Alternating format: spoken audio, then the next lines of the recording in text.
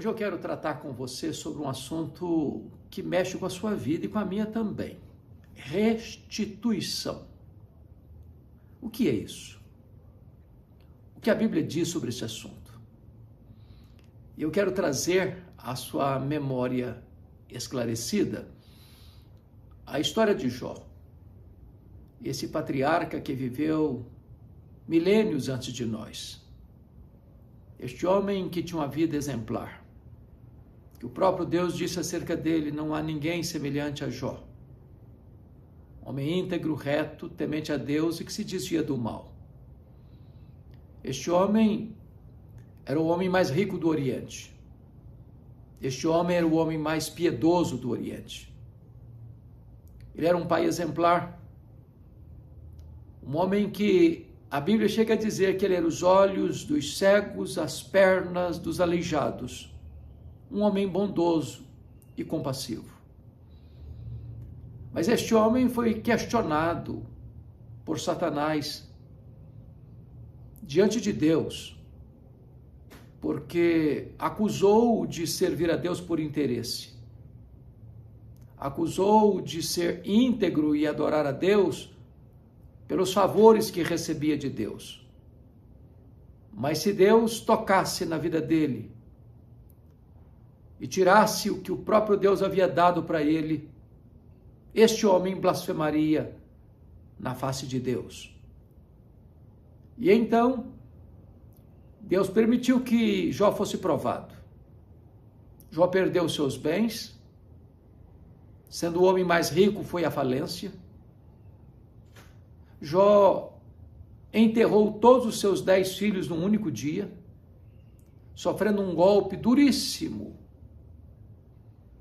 A dor do luto, levantar-se das cinzas, recomeçar a vida depois de um baque tão profundo. Jó perdeu sua saúde. Ele ficou chagado, virou uma carcaça humana, perdeu o seu vigor. Seu corpo virou uma ferida aberta. A dor era tão avassaladora que ele mordia nas bolhas cheias de pus para tentar aliviar o seu sofrimento. E raspava com um caco a sua pele necrosada. Se não bastasse esses golpes tão profundos, ele ainda sofre a incompreensão da sua mulher, que disse para ele: amaldiçoa o teu Deus e morre. Ainda conservas a tua integridade? Diante de uma situação tão adversa, de uma crise tão medonha, de um sofrimento tão atroz? Mas Jó ainda sofre a acusação leviana dos seus amigos, que vieram para consolá-lo, mas tornaram-se consoladores molestos, assacando contra ele as mais pesadas acusações e libelos acusatórios. Chamaram-no de ladrão, de adúltero, de louco. Falaram para Jó que Deus matara os filhos dele porque ele era louco. Cravejaram Jó com as suas setas mais venenosas. E Jó, esmagado debaixo do rolo compressor desse sofrimento, ergue aos céus 16 perguntas. Por que, meu Deus? Por que eu estou sofrendo? Por que a minha dor não cessa? Por que eu não morri no ventre da minha mãe? Por que eu não morri ao nascer? Por que os seios da minha mãe não estavam murchos de leite para eu morrer de fome? Por que o Senhor não me mata de uma vez? Ele levantou ao céu 16 vezes a pergunta: por quê, por quê, por quê, por quê?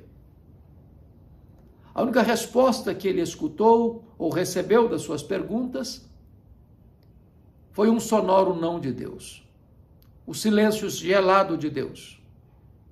Então ele faz 34 queixas contra Deus. E Deus permaneceu em silêncio, em perturbador silêncio. Este homem certamente está encurralado pelas crises mais terríveis.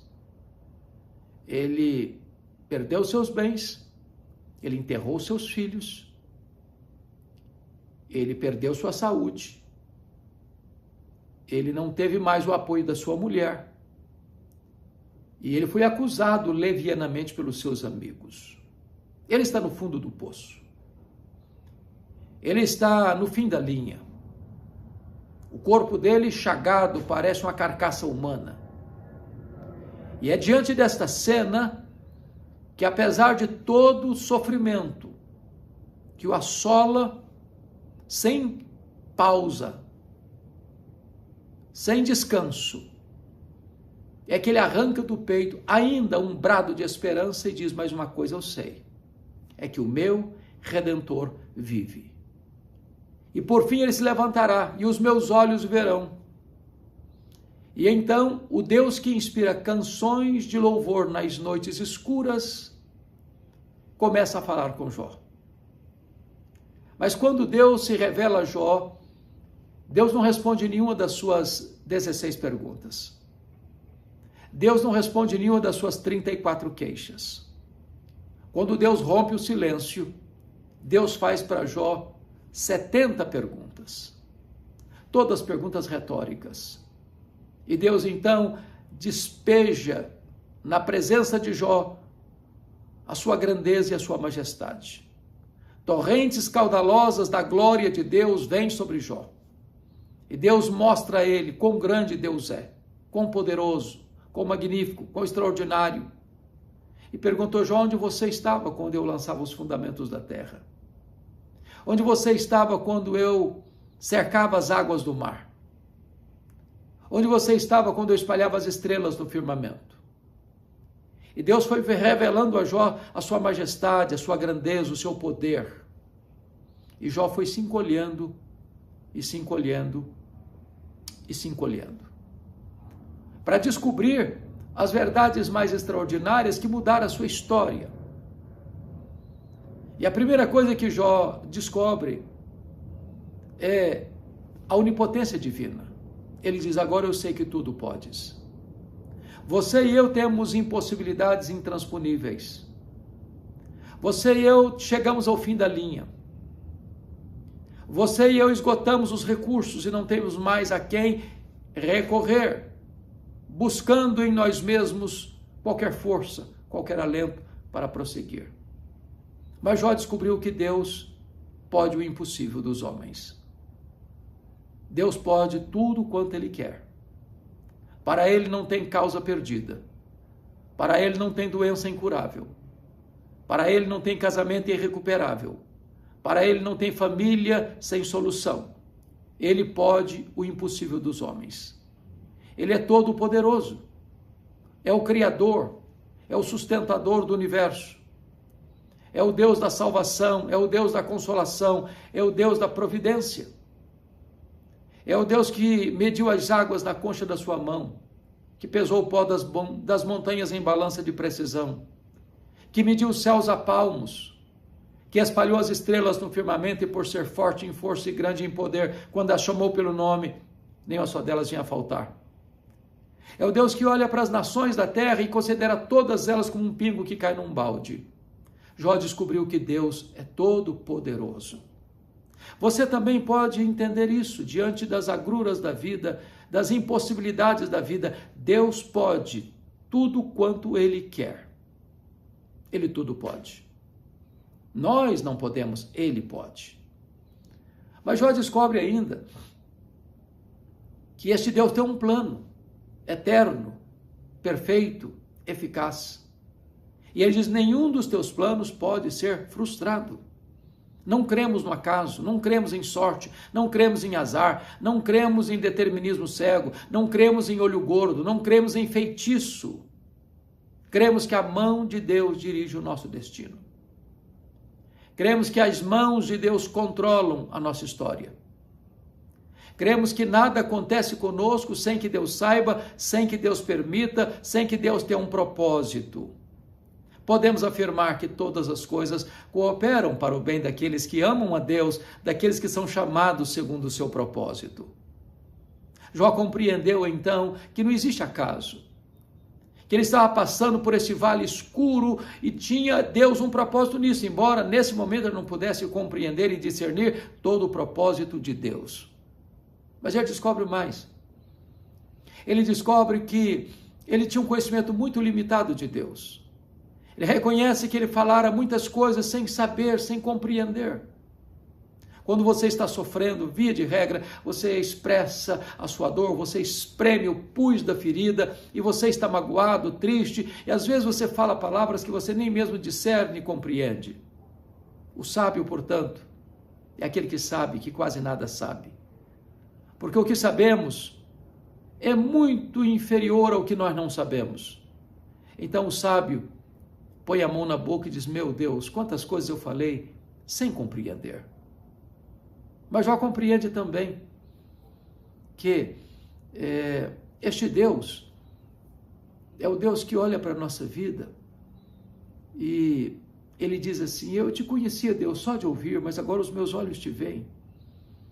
Este homem que era o homem mais piedoso do mundo, e era o próprio Deus quem afirmara isso, agora vem dizer-nos que ele conhecia a Deus só de ouvir, mas agora é que os seus olhos podiam contemplá-lo. E talvez você pergunte: mas como assim? E eu lhe pergunto então: você conhece a Deus? Quanto você conhece a Deus?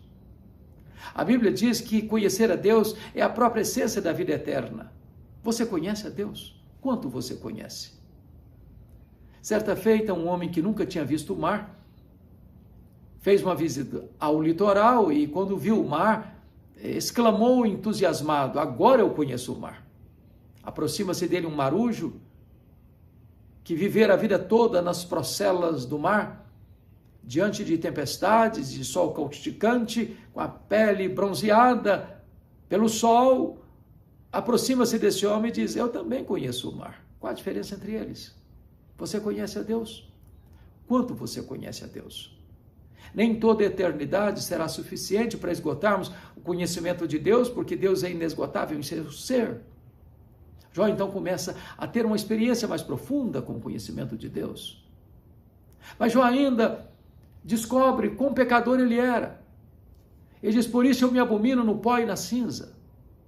As pessoas que mais choram os seus pecados não são as pessoas que mais pecam, mas as pessoas que mais perto de Deus andam. Quanto mais você se aproxima da luz, mais você reconhece que a escuridão é real no seu coração e na sua vida. Quanto mais longe de Deus, menos consciência de pecado. Quanto mais perto de Deus, mais consciência se tem de que somos pecadores. Então, Jó tem essas compreensões todas, mas a circunstância ainda não mudou. Ele ainda está falido, ele ainda está doente, ele ainda está enlutado, ele ainda está abandonado pela mulher, e ele ainda está sendo acusado pelos amigos. Mas diz a Bíblia que Deus mudou a sorte de Jó quando este orava pelos seus amigos. E isso é uma história maravilhosa, porque quando você é acusado, quando você é acuado, quando você é maltratado, quando as setas venenosas da maledicência atingem a sua vida, tentando envenenar o seu coração, a sensação que você tem é de que tem mágoa e não intercessão. Então Deus está dizendo para Jó: Jó, pare de murmurar, pare de perguntar, pare de reclamar, pare de lançar as queixas diante de mim, pare de justificar-se, comece a orar por aquelas pessoas que estão acusando você. Porque é impossível você orar por alguém e ter mágoa dessa pessoa ao mesmo tempo. E diz a Bíblia que, tendo Jó começado a orar pelos seus amigos, Deus restaurou a sorte dele e mudou a sorte dele. Eu quero dizer para você que Deus pode mudar a sua sorte. Talvez hoje você esteja chorando, machucado, ferido, prostrado, nocauteado pelas circunstâncias da vida. Talvez tudo ao seu redor parece que está desmoronando, a sua vida está sendo desidratada pelas crises, mas Deus pode mudar a sua sorte. E Deus restaurou todas as 5 áreas que Satanás intentou destruir na vida de Jó. Primeiro, Deus restaurou a saúde de Jó. Ele viveu depois disso mais 140 anos. E eu acredito que sem nenhuma sequela, sem nenhuma cicatriz. O Deus Todo-Poderoso é o Deus que cura. É o Deus que reverte os diagnósticos mais sombrios. E talvez você esteja enfermo, precisando de uma cura, e Deus é poderoso para curá-lo. A segunda restauração de Deus foi a restituição das suas riquezas. A partir dali, Jó se tornou um homem mais rico do que era antes, duplamente mais rico. Deus é o Deus da restituição. Aquilo que foi perdido, aquilo que escoou diante de você, aquilo que se perdeu diante dos seus olhos, Deus é poderoso para restituir e para restaurar a sua vida financeira. A terceira área que Deus restaurou foram suas amizades. Deus disse para os amigos de Jó: vocês vão ter que ir lá em Jó, para Jó orar por vocês, para eu perdoar vocês, porque este homem que vocês acusaram é mais justo do que vocês, e eu não vou ouvir a oração de vocês, eu vou ouvir a oração de Jó em favor de vocês. Isso é maravilhoso, porque quando você anda com Deus, as pessoas que criticaram você vão ter que voltar a você e mudar de opinião a seu respeito. Você não precisa se defender, você precisa orar, porque quando você ora, Deus defende você, e as pessoas que vieram acusar você agora terão que voltar e pedir oração em favor delas. Mas a quarta área que Deus restaurou foi o casamento. A Bíblia diz que Jó tem o seu casamento restaurado a ponto de ter mais 10 filhos. E eu quero crer que Jó não casou com outra mulher, porque, do contrário, penso eu, a Bíblia teria dito, certamente ele casou-se com a mesma mulher. Deus pega os cacos, Deus pega um casamento fragmentado e o restaura. E devolve a dignidade, devolve o amor, devolve o afeto, devolve o respeito, devolve o carinho. E agora o casamento de Jó é restaurado. Talvez você que está me ouvindo está com seu casamento abalado. Talvez você já jogou a toalha. Talvez você não acredita mais na possibilidade de um tempo novo. Talvez você diz o amor secou. Talvez você diz o romantismo acabou. Talvez você fala não tem mais jeito, não tem mais saída, não tem mais solução. Eu quero dizer para você que Deus é poderoso para restaurar o relacionamento conjugal. Deus é poderoso para restaurar o sentimento que há no seu coração. Deus é poderoso para recomeçar uma nova história na sua vida. E Deus restaura o casamento de Jó. Mas a última área que Deus restaurou foram os filhos. Deus deu em dobro para Jó tudo que ele tinha antes.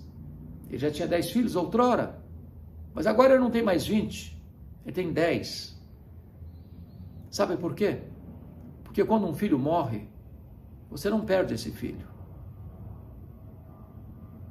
Quando um filho morre, e sobretudo diante de uma família piedosa como a família de Jó, agora Jó tem 10 filhos no céu, Jó tem 10 filhos na terra.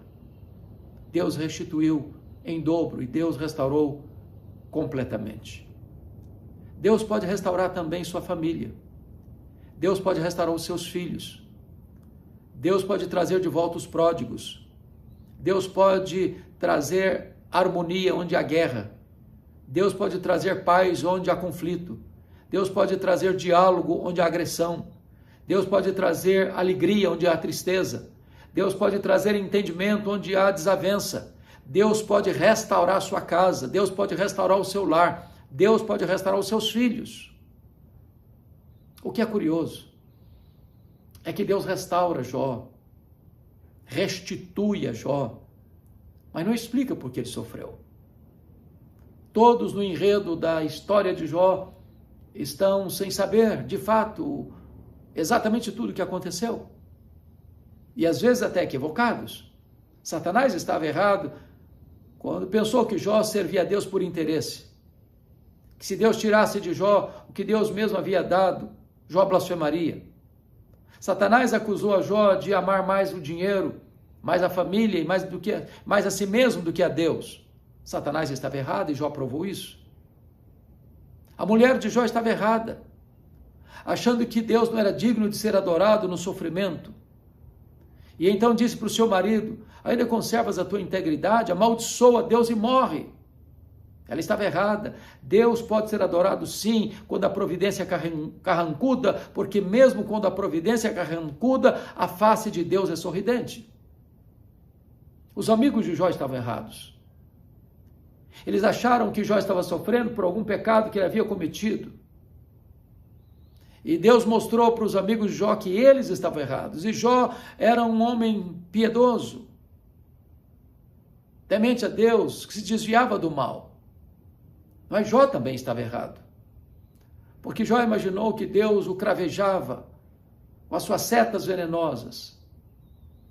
E ele não podia compreender o que estava por trás. Na verdade, o que Satanás intentou foi colocar Jó longe de Deus. Mas o que ele conseguiu foi colocar Jó mais perto de Deus. Sabe por quê? Porque os planos de Deus não podem ser destruídos, frustrados. Não importa o que esteja acontecendo hoje com você. Talvez você esteja como Jó sofrendo muito. Talvez você esteja enfrentando lutas e perdas sucessivas na sua vida. Talvez você não tenha tido descanso na sua mente, na sua alma, no seu corpo, no seu coração. Talvez você esteja hoje achando que não tem mais saída para você. Que seria melhor você nem ter vindo ao mundo. Seria até melhor Deus tirar a sua vida. Mas eu quero dizer para você que o futuro está nas mãos de Deus. E Deus pode reverter esse quadro. Deus pode mudar o placar desse jogo. Deus pode virar a mesa da história da sua vida. Deus pode trazer um tempo de restauração e restituição. Um novo futuro espera você. Não se desespere. Espere em Deus. O mesmo Deus que restaurou a sorte de Jó e restituiu a Jó em dobro tudo que outrora ele possuíra, hoje pode fazer o mesmo milagre na sua vida. Descanse em Deus. Espere em Deus. Arranque do seu peito esse brado de esperança. Eu ainda verei o Senhor. Esse Senhor que inspira canções de louvor nas noites escuras. Deus abençoe sua vida. Deus abençoe o seu coração.